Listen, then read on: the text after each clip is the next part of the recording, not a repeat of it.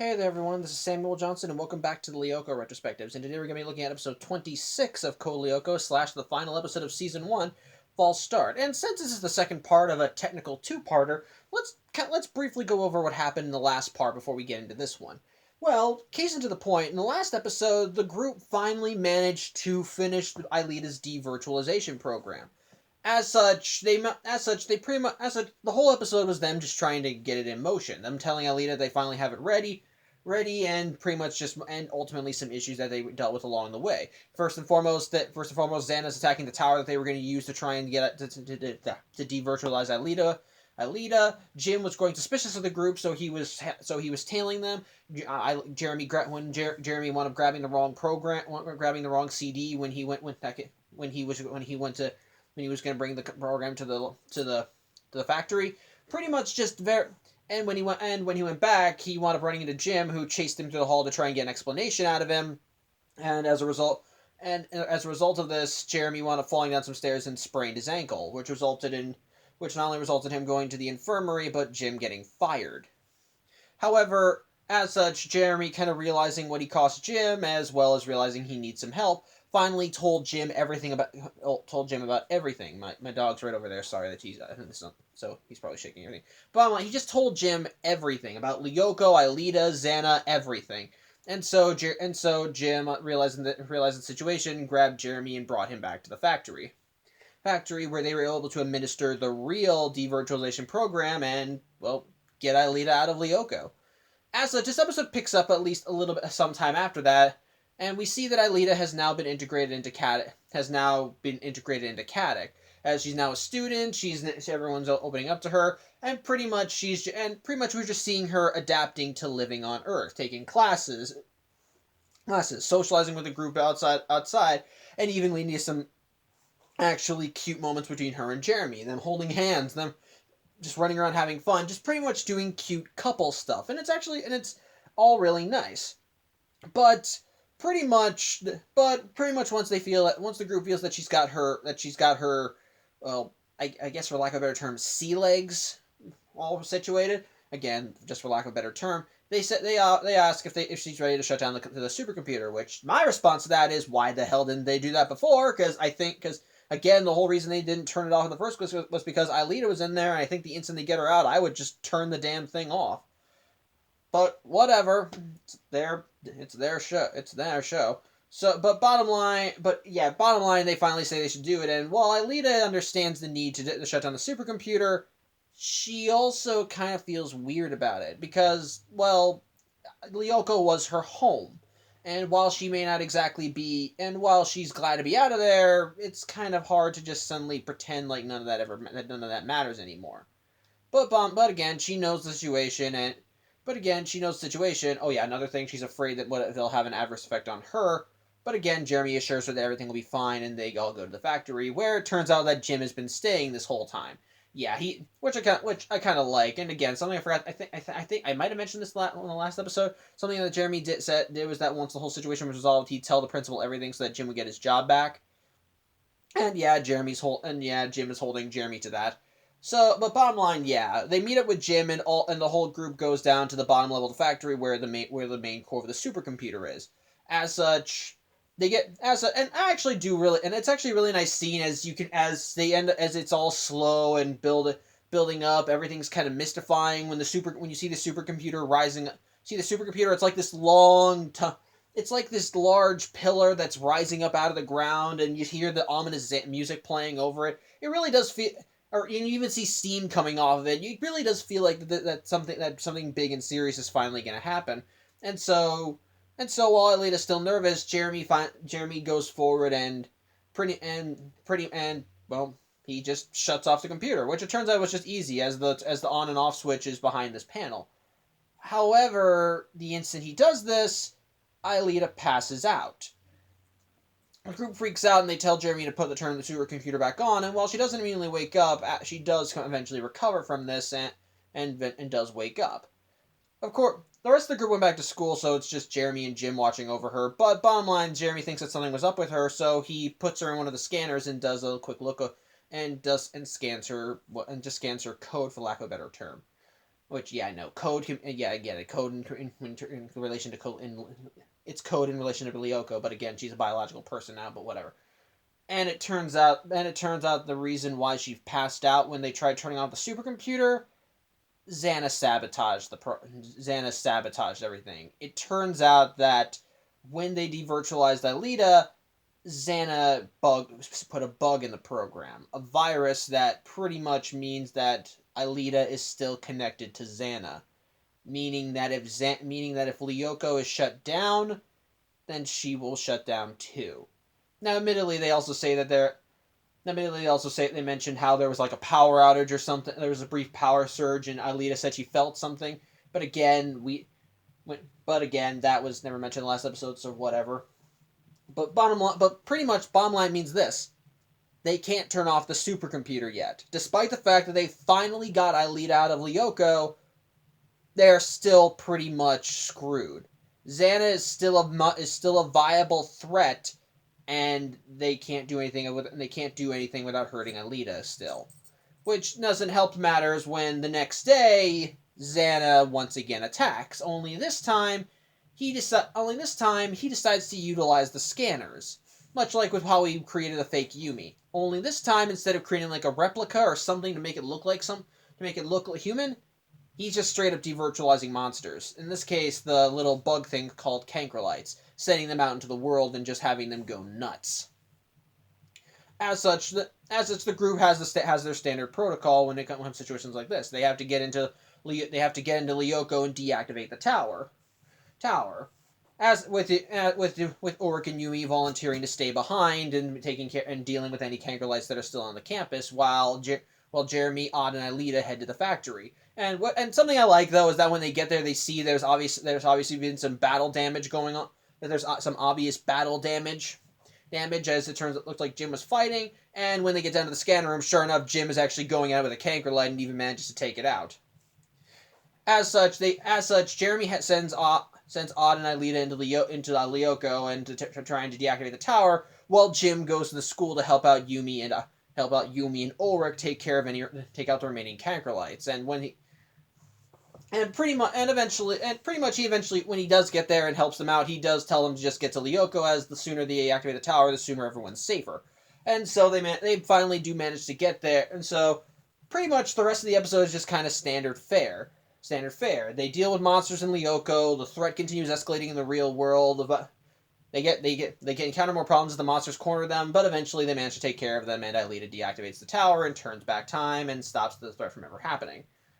But it turns out that, however, as I did talk about in the last episode, when they do eventually turn back time, it turns it back to time to the point before they instituted the devirtualization program for Aelita, meaning that everything that happened in the last two episodes has now been kind of undone. While Jeremy says that they can still go forward with the devirtualization program, Aelita says that with Xana still around, with the virus still in her system, they still need to be on the lookout for Xana, meaning that Aelita thinks she needs to stay in Lyoko to keep an eye on things. And while the group doesn't exactly like this, they understand this, and they do tell Aelita that maybe at least once in a while she can come out and stretch her legs for an hour or two, which Aelita is okay with, but at the end of the day, she says that they still have to look out for Xana. At which point, the episode ends with Jim confronting the group in the dorm room, wanting to know exactly what they're doing. And just like in the last episode, when the principal confronts him about doing this, rather than the kids taking advantage of the situation and running off, they instead make a cover story that Jim caught them planning a prank on Nicholas, and thanks to him they were stopped and they're going to go to class. Jim, of course, knows this is a lie, but he's thankful that the group covered for him, and they all head out. So yeah, my thoughts on the two-parter. Honestly, I think it's actually a pretty good two-parter. It's actually really nice, and again, it helps that we actually do finally get some resolution on the stuff on the devirtualization stuff. Them finally being able to keep it going. them finally being able to do it. And again, the first half of the two-parter I think is really nice and building up to when they finally devirtualize Aelita. The tension, things just continuing stacking up as tension continues building inside and outside of Lyoko. Xana attacking the tower, Jim growing suspicious of the group, Jeremy twisting his ankle when he went back to get the real program. And even eventually eventually Jeremy finally having to tell Jim about Lyoko and so forth.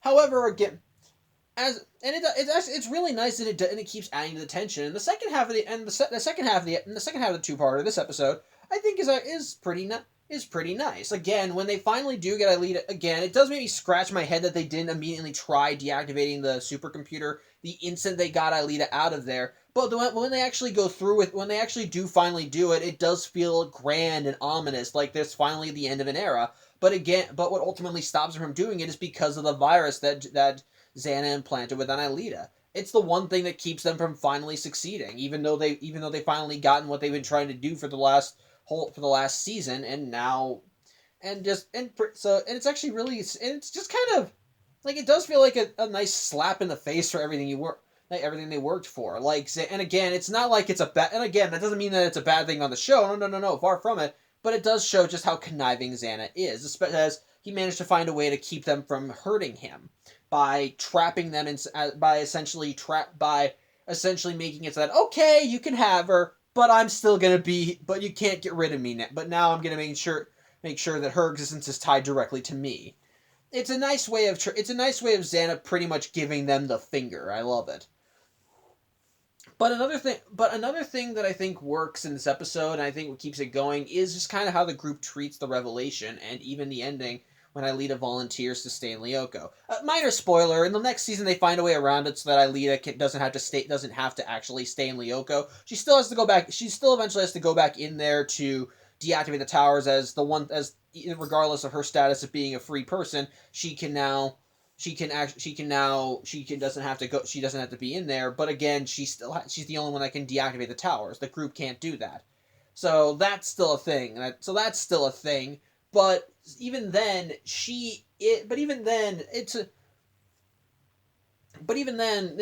the season to end with her saying, "I have to stay in Lyoko for the greater good," it's actually pretty sad, and it's actually pretty sad, especially since one of the better things I liked about this episode, we see her and Jeremy finally interacting in the real world. Them hanging out, holding hands, just having fun together. Like when they're actually enjoying themselves, they go to a photo booth and mess around, they run around. And one of the things I liked is seeing Aelita's reactions to the real world. As in the computer realm, she had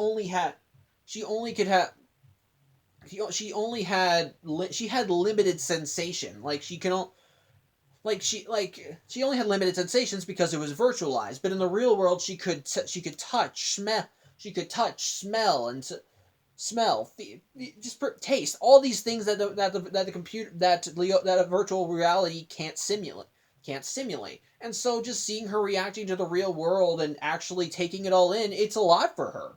And so she's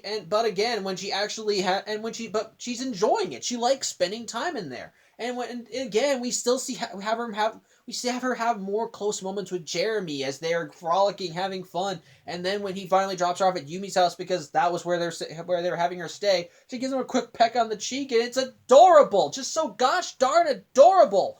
It's just finally nice to see them actually interacting.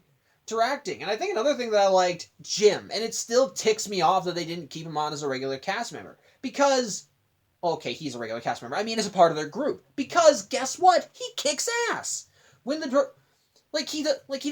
Jeremy pretty much added the extra stipulation that they're not going to tell the principal about Lyoko until they can shut off Xana. Which, yeah, is kind of a dick move, but in a way you can kind of understand that because again, the stuff with Aelita, especially when they learn about the virus. But even then, Jim is completely understanding. He knows how big the situation is, how much of a threat Xana is, and he's perfectly willing to work alongside them. When the monsters first arrive, he fights them off tooth and nail, and he puts up a really damn good fight. Even when he goes to the school and fights off the Kankerlites while Ulrich and Yumi go to Lyoko, he keeps fighting. Even as the Kankerlites start shooting at him and actually start hurting him, he keeps telling them, "Come at me, bro. I can take more." Just because there are kids there and he doesn't want the Kankerlites going after them. That's showing how determined he is and just how much he wants to do good. And again, it just keeps getting worse. All he's armed with is I think a nail gun. And he keeps going and going. To the point where he finally just gets knocked down and can barely move. He's still saying, "Come on, I can take more."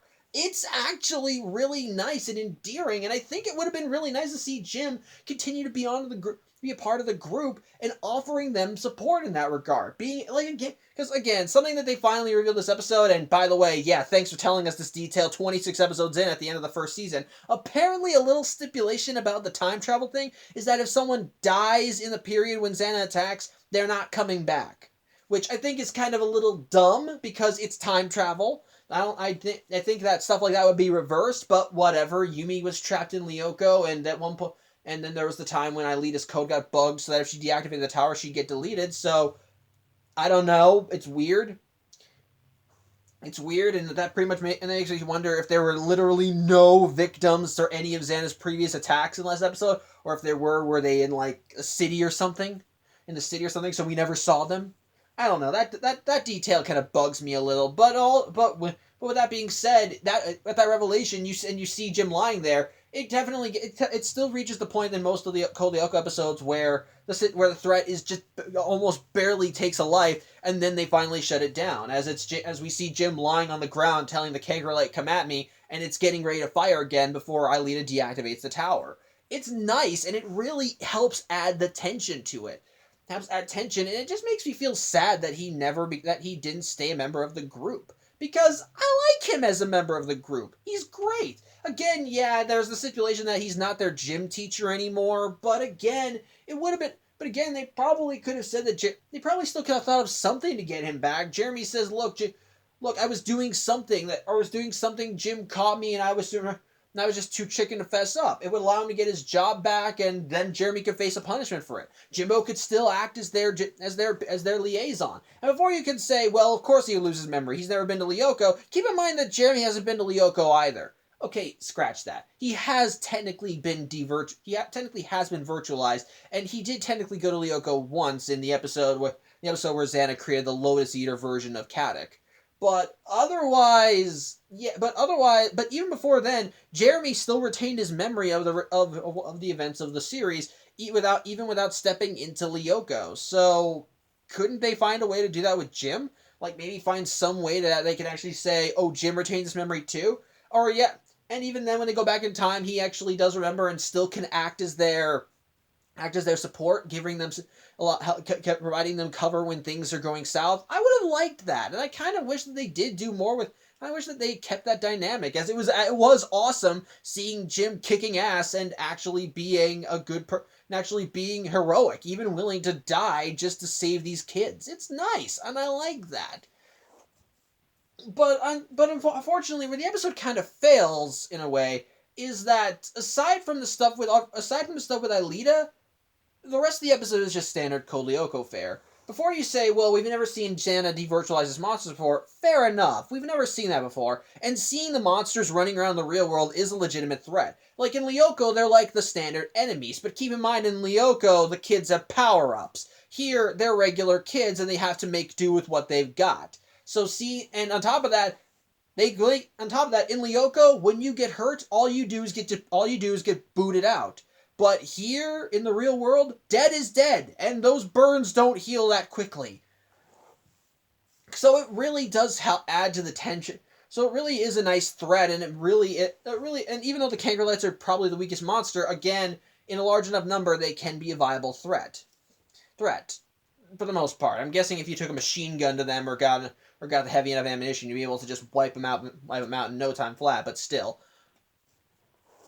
But again, the rest, it's still, again, we have seen that Xana has been able to has been able to devirtualize stuff from Lyoko when he created the fake Yumi. And then of course, the idea of him hijacking the scanners is nothing new, but it's interesting to see at least. But again, the rest of it, it's still just standard Code Lyoko fare. Xana attacks. Group has to go into Lyoko and help Aelita get to the tower. It's just kind of standard stuff, and and as such, it kind of holds it back a little. But I think the rest of the episode. But however, I think the rest of the two-parter, I think, kind of makes up for it. We finally have resolution for the stuff with Aelita. We at least get there was a nice tension in the first half as we kept building up to them finally devirtualizing Aelita. While it was brief, it was nice seeing Jim be a part of the group and offer support and help them out. And seeing Aelita reacting to the real world and her and Jeremy finally talking, I think that's nice, and I like that sort of thing. It's just that at the end of the day, I think the biggest problems with it are the fact that the episode doesn't keep the Jim dynamic, that the formula is still kind of the standard stuff, and I suppose and just kind of little things like the fact that they don't reveal till this episode that if you die before the time reverse thing, then you die for realsies, no going back, which again I think is still kind of dumb, but whatever.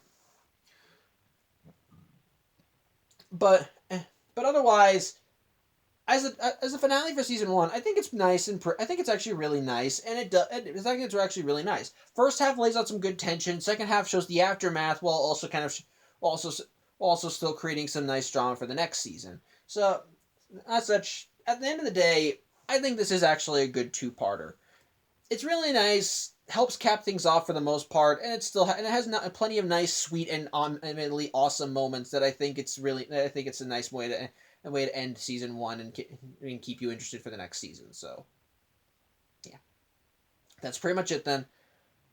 I hope you enjoyed this. Hope you enjoyed this. I'm Samuel Johnson, and tune in next week where we dive into season 2 and see exactly how the dynamic has changed now that Aelita can walk around, and what Xana's new endgame is. So yeah, that's pretty much it. Thanks for watching. I'm Sam Johnson, and I'll see you next week. Take care.